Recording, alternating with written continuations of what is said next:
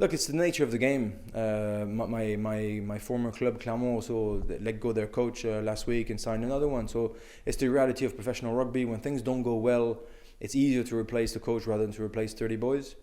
And Eddie Jones is a complicated character, but he's obviously an excellent, outstandingly well equipped coach, and he's got a track record in the World Cup that's probably doesn't have an equivalent in the world.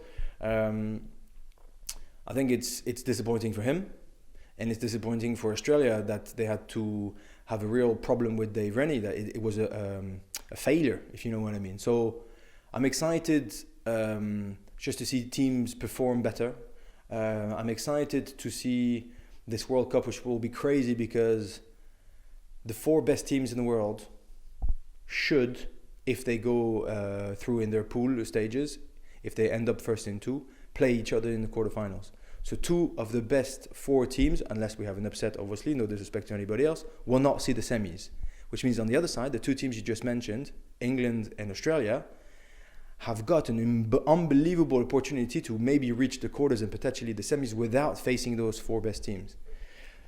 Which makes those 2 teams naturally very, very excited about what can happen, what can be turned around in 7 months with relatively little amount of pressure compared to others.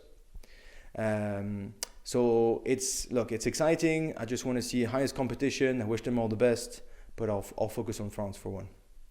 For sure.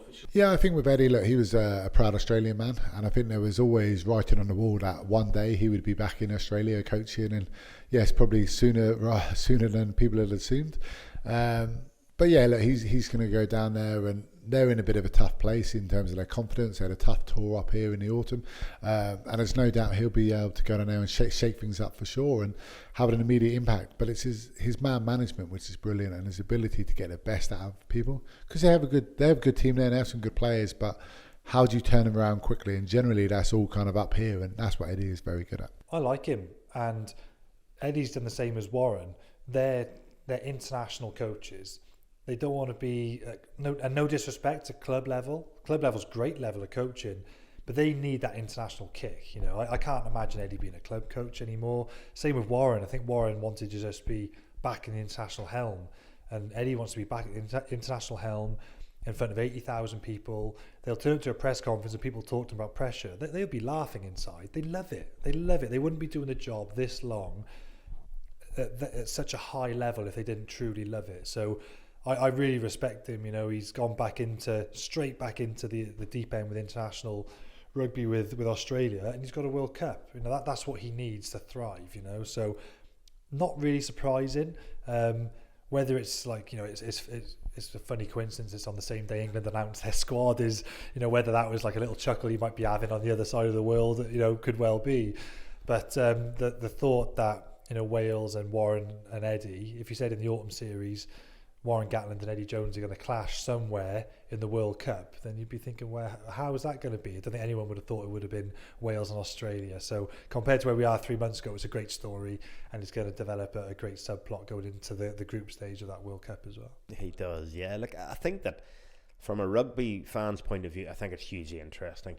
Can he have the bounce that we've seen him historically having? You know, he took over from England, or took over as England coach after the 2015 World Cup. They immediately bounced. They Grand Slammed championship the next 2 seasons.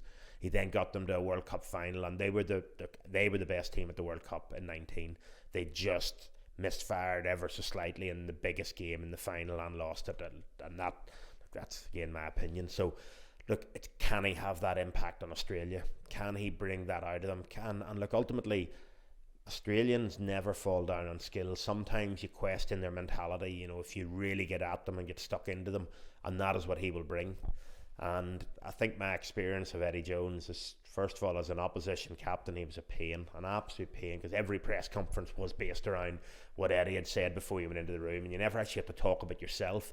It became about the sort of grenades he'd thrown in, and it was hugely frustrating. But I got to see the other side of him whenever I played with the Barbarians, and he coached the game against Fiji at Twickenham, and you know, just to see how interested he was in what you're doing, how engaging he was as a person, how much crack he has and he can bring to the squad, and how much he leans on the other coaches, but he also drives the other coaches, even in a Barbarians environment, was incredible to see. And I learned a lot that it's almost one of those that you wished you had another 4 years of your rugby career after being around a coach like that. So look, he is, I am an Eddie Jones fan, because ultimately you can really look at a track record, and his track record, especially at World Cups, is sort of second to none, and he's right up there. And you know, the Australians will hope that he can bring that to them, and obviously England will hope they don't have to play him in a quarter final.